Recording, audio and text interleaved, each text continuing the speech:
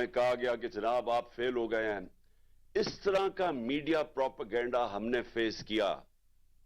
मैं आपको यकीन दिलाता हूं कि इतना प्रेशर मीडिया ने हमारे ऊपर डाला। एक तरह आज कह रहे हैं ना जी, नेशनल सिक्योरिटी काउंसिल की मीटिंग हुई तो उन्होंने कहा जी कि इकोनॉमी में और हमें सारों को कंसेंसस डेवलप करना चाहिए।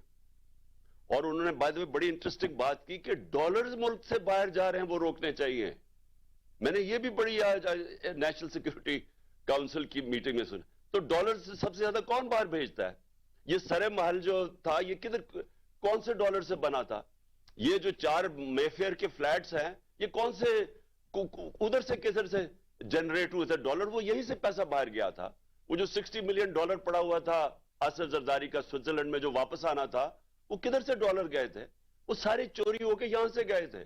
तो ये आज बिलों को बिठा दिया दूध की हिफाजत करने के लिए, और वो हमें बता रहे हैं कि कैसे आपने रोकना है जनाब डॉलर्स मुल्क से बाहर जाने के लिए। सबसे बड़े मनी लॉन्ड्रर्स तो ये हैं। हुदैबा पेपर मिल क्या थी? मनी लॉन्ड्रिंग थी। तो सारे जो मनी लॉन्ड्रर्स हैं वो हमें दर्ज दे रहे हैं आज के जी डॉलर्स रोकना है मुल्क से बाहर जाने के लिए। तो मैं अपनी सिर्फ परफॉर्मेंस बताना चाहता हूं कि ये जो आज बातें हमें कर रहे हैं कि जनाब मुल्क बड़ा तबाह हो गया और कोई बारूदी सुरंगें थी, तो मैं सिर्फ, क्योंकि आपने ये सुने भी होंगे स्टेटिस्टिकली, मैं फिर रिपीट करना चाहता हूं कि जो हमें पाकिस्तान मिला था सबसे बड़ा करंट अकाउंट डेफिसिट, इकोनॉमी हमारे बुरे हालात में थी, पहली दफा हम गवर्नमेंट में आए।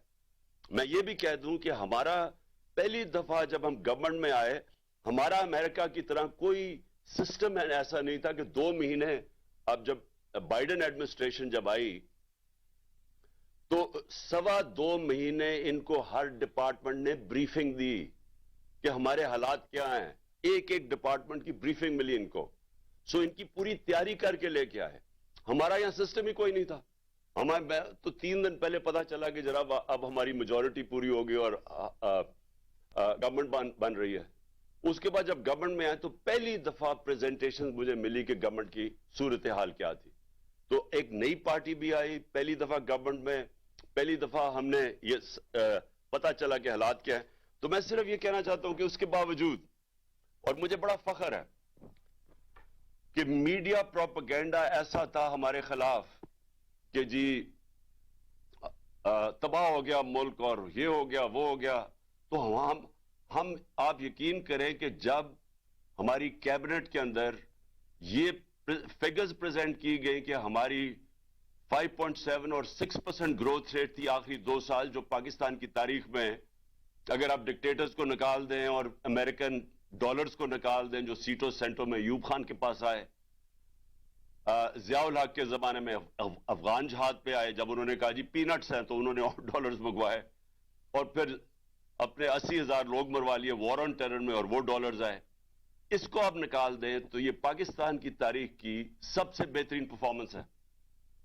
और जब ये हमारी कैबिनेट के अंदर ये परफॉर्मेंस बताई गई तो मैं आप सबको बताऊं कि हमारी कैबिनेट वाले नहीं मान रहे थे। इतना बड़ा प्रोपेगेंडा चल रहा था, हम पहले जी कन्विंस हुए थे कि जी हम मुल्क तबाह हो गया, हम इतने बुरे हैं। तो जब ये फिगर्स अनाउंस हुई हमारी कैबिनेट में और फिर हमारी कैबिनेट नहीं मान रही थी, बकायदा फिर ब्रेक डाउन दी कि इस सेक्टर में इतनी, एग्रीकल्चर में ये ग्रोथ, सर्विस सेक्टर, तो वो मैं आपके सामने रखता हूं क्योंकि मैं इसलिए समझता हूं कि ये हमारी बहुत बड़ी अचीवमेंट थी।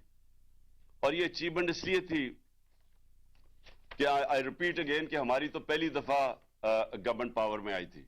अब ये जरा देख लें, मैंने आपको बता दिया कि 2021 में 5.7% ग्रोथ रेट, 7.4, 21-22 के अंदर 6% ग्रोथ रेट, एग्रीकल्चर 17 सालों के बाद 4.4% ग्रोथ रेट, 4 बंपर क्रॉप्स 2 साल में, सर्विस सेक्टर की ग्रोथ 6.2%, यह भी 17 साल में हाईएस्ट ग्रोथ रेट थी। एक्सपोर्ट्स हमारी हाईएस्ट थी, जो पहली दफा इंसेंटिवाइज किया एक्सपोर्टर्स को, और उसका नतीजा आया $32 बिलियन एक्सपोर्ट्स, हाईएस्ट पाकिस्तान की तारीख का।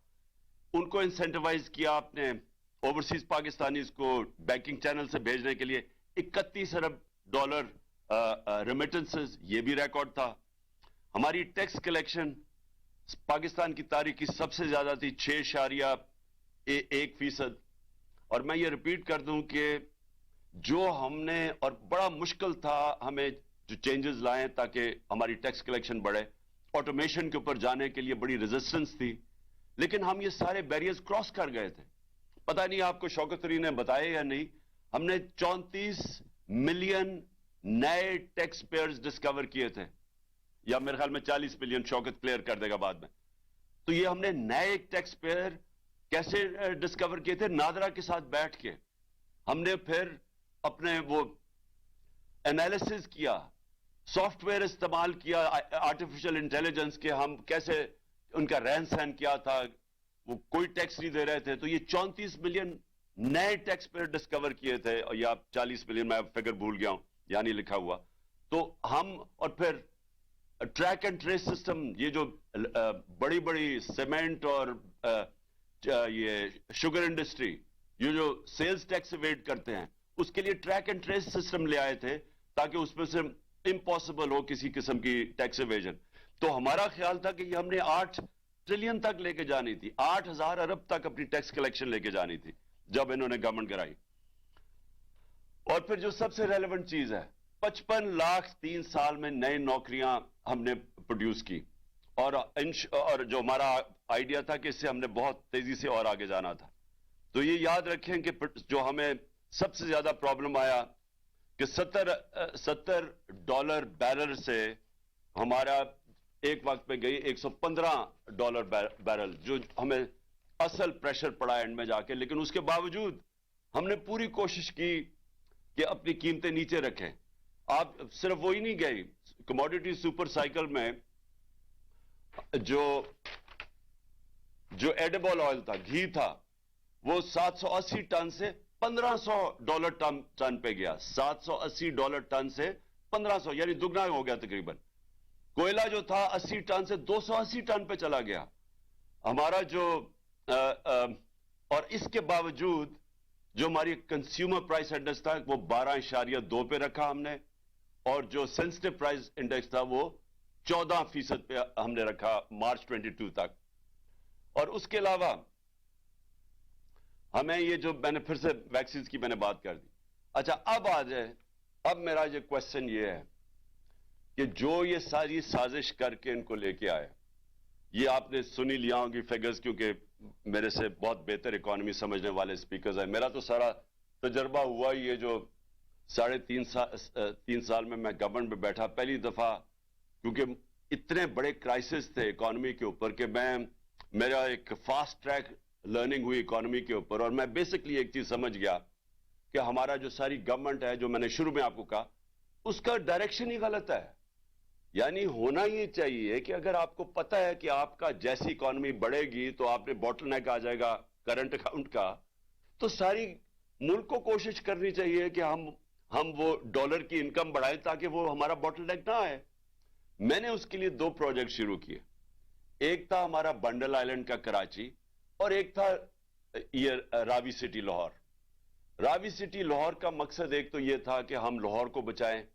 रावी बिल्कुल खत्म हो गया, एक सीवरेज डंप बन गया, तो हमने रावी को भी उसको पहले तो बैराज बना के वाटर टेबल ऊपर करनी थी लाहौर की, और उसके इर्द गिर्द हमने हाई राइजेस बनानी थी। हाई राइजेस इसलिए बनानी थी कि हमारा सारा जो एग्रीकल्चर जमीन है वो खत्म होती जा रही है। तो वो हम रियलाइज ही नहीं कर रहे कि अगर हमने ये हाउसिंग सोसाइटीज के माफिया के अंदर फंस गए तो ये तो फैलते जाएंगे और सारी हमारी